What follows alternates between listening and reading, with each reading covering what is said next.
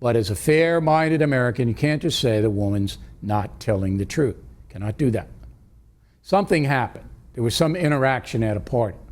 We don't know what it was. Okay. After the party was over, Christine Ford, again 15 years old, says she locked herself in a room and then 10 minutes later left. Where did she go? Did she go home to tell her parents? She lived in the neighborhood. No record of her telling her parents anything. No record of the parents calling the school, calling Mr. Kavanaugh's parents, nothing like that. Now maybe it will surface, but surely if there were a record, it would be out by now. No record. So what did Christine Ford do? Say nothing. Nothing. Until 2006. All right?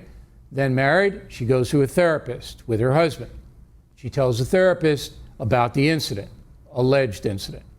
Therapist writes down on notepaper there were 4 boys in the room with Christine, not 2. Okay? The therapist gives the notes to Christine, who hands them over to the Washington Post. Remember, Christine got in touch with the Washington Post, all right, and her local congresswoman in California. I guess early summer that happened. Okay. Now Christine Ford says, well, the therapist might have made a mistake by saying there were 4 boys in a room instead of 2. Therapists don't make those kinds of mistakes, especially with something that big. An attempted rape, you listen. If you're confused, if you're a therapist, you ask again. He writes 4, now it's 2. Another piece of evidence.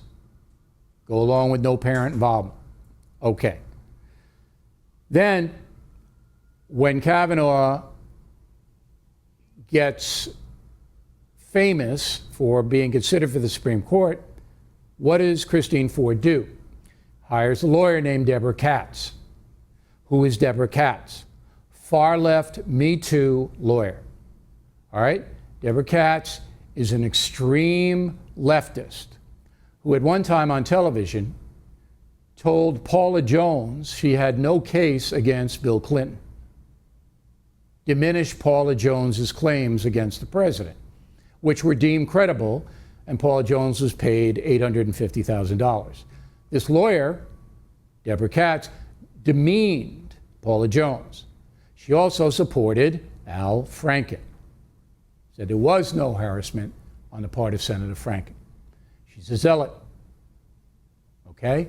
Now, if you're looking for justice, you don't hire a woman like Deborah Katz. That is a political move. Okay? So, Miss Ford now has a lawyer who directs her into a lie detector test. Okay? Ms. Katz has done that thousands of times. She knows who the people are. She knows she'll get the results she wants. So much for the lie detector test. It's not like it's objective or it's done by parties with not an interest. No. Ms. Katz is setting up her case.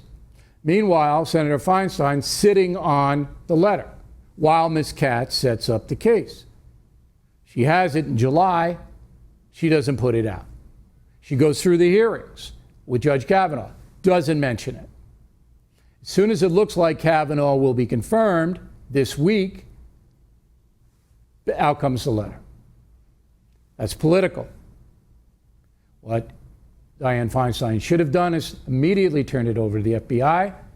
Now, I'm not saying that she should have publicized it, but she should have given it to the FBI and said, look, this could be serious, you got to check it out. The FBI would have done. All right? If she wanted to, Dianne Feinstein could have made it public in July. That would have given time for everybody to digest what happened or find out what happened. Right?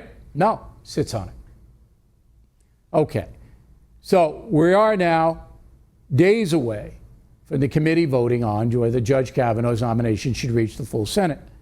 It's chaos, just as Dianne Feinstein, Deborah Katz, and apparently Christine Ford won. Now, on Judge Kavanaugh's front, he's going to have to come back and testify under oath again. The friend who was in the room, judge, he should testify as well.